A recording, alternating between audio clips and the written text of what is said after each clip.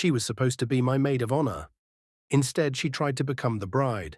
My name is Sophia. I'm 33 years old. And 3 years ago, I learned that jealousy doesn't just destroy relationships, it destroys the jealous person from the inside out. This is the story of how my fiancé's best friend became obsessed with my life. How she tried to sabotage my wedding, steal my man, and replace me in every way possible. She thought she was being clever, subtle, strategic. She wasn't, and when everything finally exploded, the karma that followed was so perfect, so complete, so devastatingly thorough that I couldn't have scripted it better myself. By the end of this story, she lost her boyfriend, her best friend, her job, her reputation, and her sanity. And me. I got married in the most beautiful ceremony, surrounded by people who genuinely loved me. But let me start from the beginning, because you need to understand just how twisted this woman was. Welcome to Twisted Hearts. This is going to be a wild ride. I met Marcus when I was 28. He was 30, a civil engineer, smart, grounded, family-oriented. Everything I'd been looking for. We met at a friend's wedding, ironic, considering how this story ends, and we clicked immediately. Within 6 months, we were serious. Within a year, we'd moved in together. Marcus had this best friend named Ashley. They'd been friends since college, about 10 years. She was like a sister to him, he said, part of the package. I was completely fine with that. I'm not the jealous type, and I think it's healthy for people to have close friends of the opposite sex. When I met Ashley, I genuinely liked her. She was 29, worked in marketing, seemed fun and outgoing. She hugged me when we first met and said, "Marcus has told me so much about you. I'm so happy he found someone amazing." For the first year of our relationship, Ashley was great. She invited me to girls' nights. She asked about my work. She seemed genuinely supportive of our relationship, but looking back now, I can see the red flags I missed. The way she'd touch Marcus's arm when she talked to him, lingering just a second too long. The way she'd bring up his ex-girlfriend in conversation. "Remember when you and Jenna went to that restaurant? Wasn't that such a fun night?" The way she'd accidentally post throwback photos of her and Marcus on social media. Always photos where she looked amazing and was pressed close to him.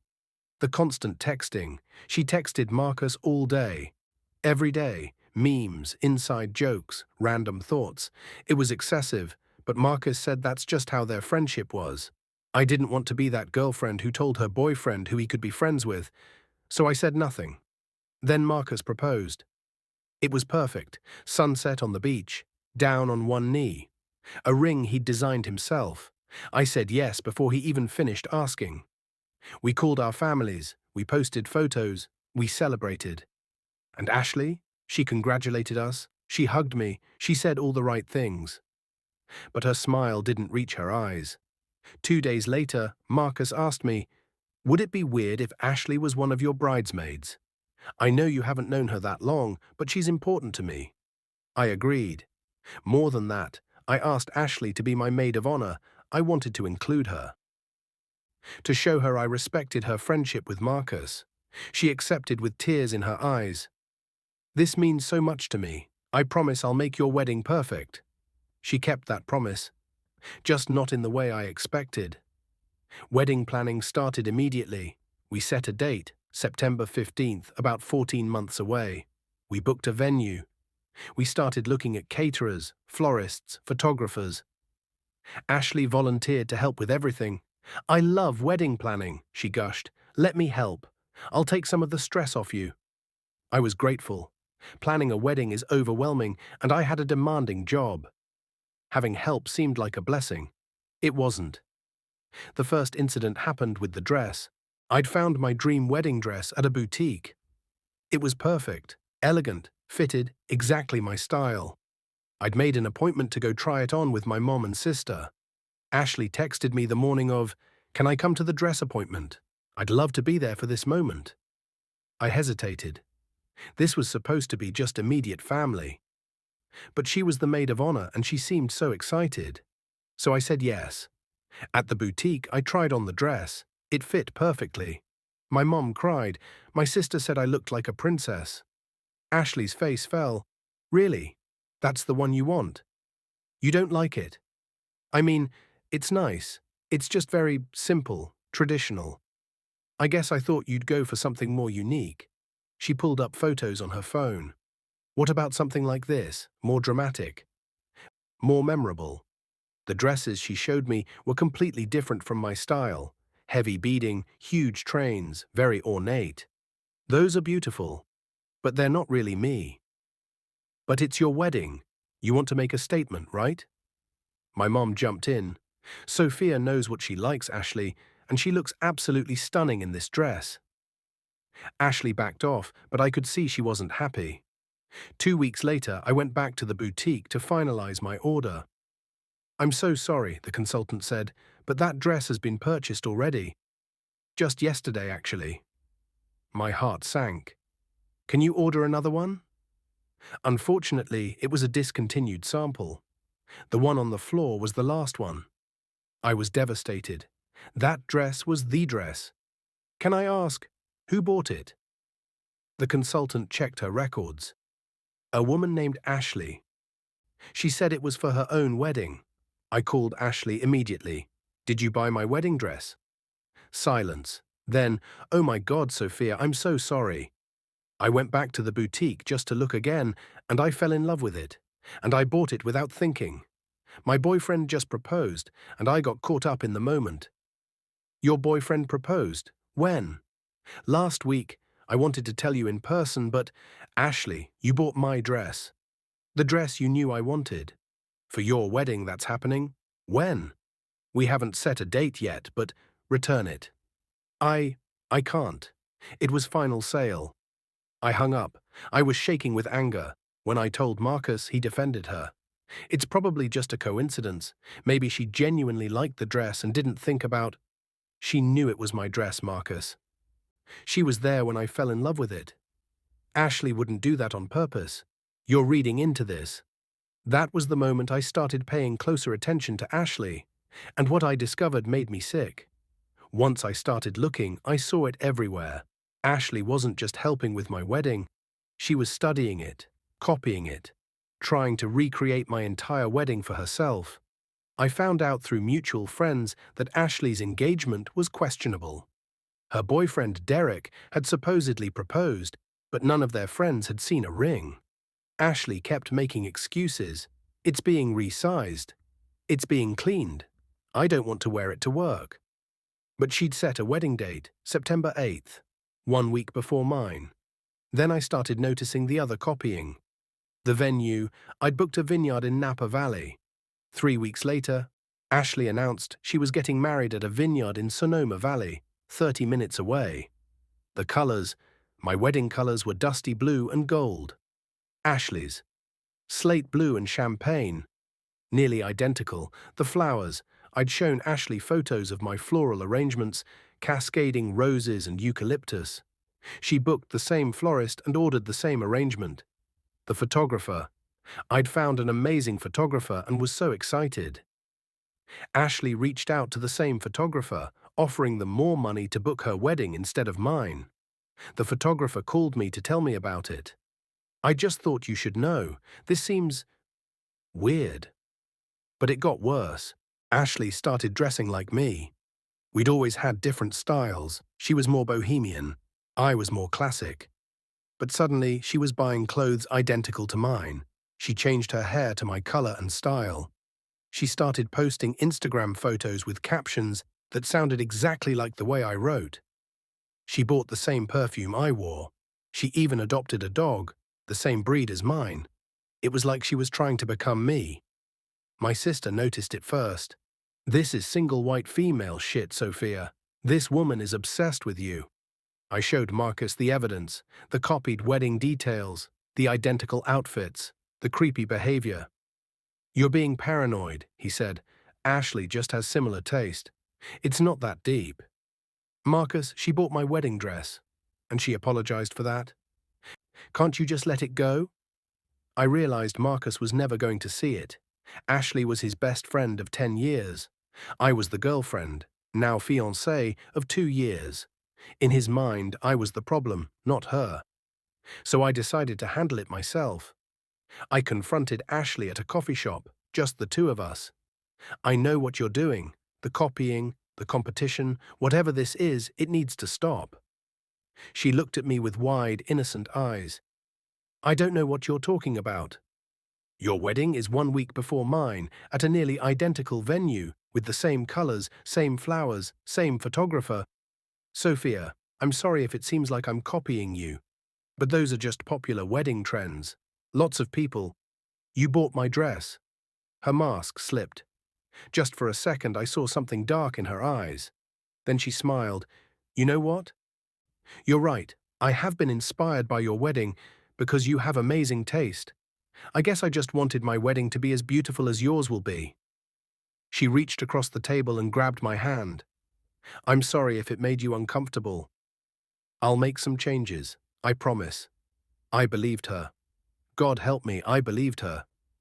I had no idea the worst was still coming. 3 months before my wedding, Ashley made her final move. She told Marcus she was in love with him. Marcus came home from drinks with Ashley looking shell-shocked. We need to talk. My stomach dropped. Those 4 words are never good. Ashley told me she has feelings for me, romantic feelings. She said she's been in love with me for years. I felt like I'd been punched in the gut. What did you say? I told her I'm engaged, that I love you, that she's my friend and nothing more. And? She broke down crying. She said she's been hiding her feelings for so long and she can't watch me marry someone else. She said she knows we're meant to be together and I'm making a mistake. I was furious. She's manipulating you.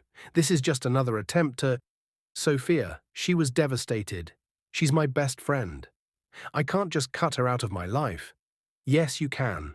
She literally just confessed she's in love with you and told you not to marry me. She's confused. She's going through something. I need to be there for her as a friend. Marcus, are you hearing yourself? Your best friend just told you she loves you 3 months before our wedding, and you want to be there for her? What do you want me to do? Abandon her when she's clearly struggling? Yes, that's exactly what I want you to do. We fought for hours. It was the worst fight we'd ever had. The next day, Ashley texted me. I'm so sorry about last night. I was drunk and emotional. I didn't mean any of it. Please forgive me. I don't want to lose you both. She asked to meet for lunch to apologize in person. Against my better judgment, I agreed. At lunch, Ashley was apologetic, crying, begging for forgiveness. I've been under so much stress with my own wedding, and Derek and I have been fighting, and I just got confused about my feelings. Marcus is like a brother to me, that's all. I'm so sorry. I wanted to believe her. I wanted this nightmare to be over. If we're going to move forward, you need to respect my relationship with Marcus. No more inappropriate behavior. I promise, I swear, it'll never happen again. 2 weeks later, I found out Ashley had cancelled her wedding. She told everyone she and Derek had broken up, that she'd called off the engagement. But here's the thing, Derek told a mutual friend a different story. He said Ashley had broken up with him because she was in love with someone else, and waiting for them to realize they belonged together. She'd blown up her own relationship because she was convinced Marcus would leave me for her. She was living in a complete fantasy. 6 weeks before my wedding, Ashley made her final desperate move. She sent Marcus a letter, a physical, handwritten letter, 20 pages long. In it, she laid out all her feelings. How she'd been in love with him since college. How she'd dated other guys but never felt the same way. How she knew deep in her soul that they were meant to be together. She wrote that I was nice but wrong for him. That she understood him in ways I never could. That their friendship was the foundation for the greatest love story. She begged him to call off the wedding, to give them a chance, to stop settling for good enough when soulmate love was right in front of him. Marcus showed me the letter. For the first time, I saw genuine horror in his face. This is insane. She's completely delusional. I've been telling you this for months. I know, you were right. God, Sophia, I'm so sorry. I should have listened to you. He called Ashley immediately. I sat next to him while he did it, on speakerphone. Ashley, I got your letter, and I need you to hear this clearly. I am not in love with you. I have never been in love with you. I am marrying Sophia in 6 weeks, and nothing you say or do will change that. Marcus, please, just listen. No, you need to listen. What you've been doing is not okay. The copying, the obsession, the confession. It's not normal behavior. It's not friendship. I think you need professional help. How can you say that to me? After everything we've been through, our friendship is over, Ashley. Don't contact me again. Don't come to the wedding. Don't reach out to Sophia. We're done. He hung up. Ashley didn't take it well. She started calling and texting from different numbers. Marcus blocked them all. She showed up at his work. Building security had to escort her out. She sent messages through mutual friends, begging for another chance to explain. Marcus held firm. He was done. But Ashley had one more card to play. 2 weeks before the wedding, she posted a long message on social media. It was a confession about how she and Marcus had been having an emotional affair for months. How they'd been in love, but he was too afraid to leave his fiancée. How she was speaking out, because she couldn't watch him make a mistake. The post went viral among our mutual friends. My phone blew up, people asking if it was true, if I knew, if the wedding was still happening. I was devastated, humiliated. Even though it was all lies, the damage was done. Marcus immediately posted his own response, calling Ashley's claims completely false and defamatory, sharing screenshots of his final message to her telling her their friendship was over, and threatening legal action if she didn't take the post down. His parents posted their support. My parents posted their support. Our friends rallied around us. Ashley deleted the post 6 hours later, but the screenshots lived on. Marcus followed through on his threat. He hired a lawyer and sent Ashley a cease and desist letter, threatening to sue for defamation if she made any more false claims. She finally went silent. September 15th arrived. Our wedding day. It was perfect. Absolutely perfect. The venue was stunning. The flowers were gorgeous. The weather was ideal. My dress, a different one I'd found and loved even more than the original, fit like a dream.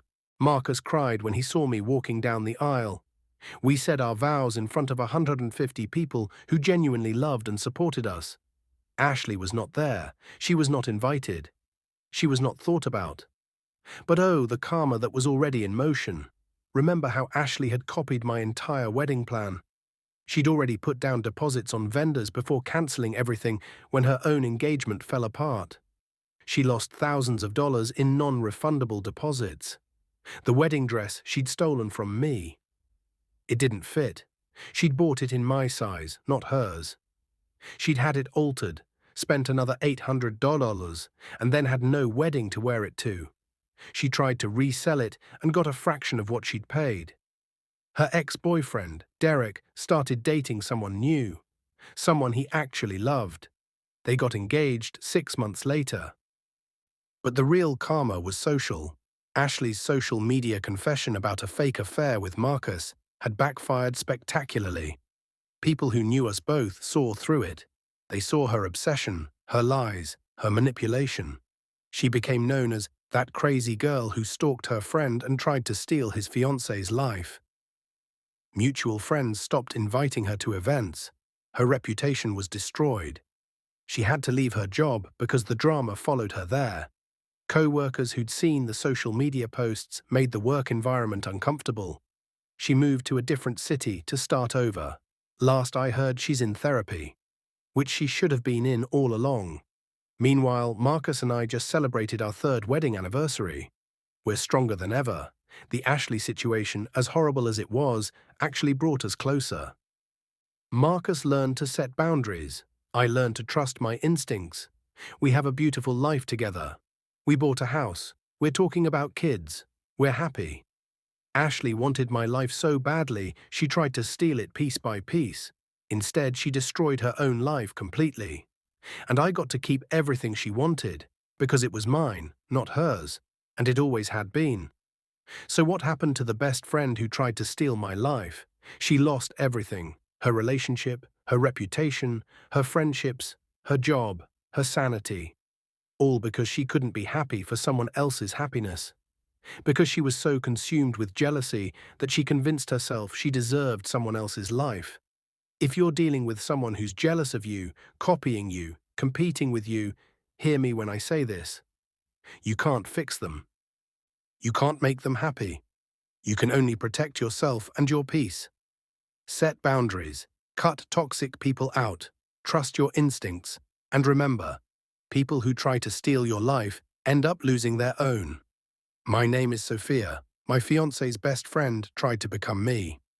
Karma made sure she lost herself instead, and I'm living happily ever after. If this story resonated with you, drop a comment.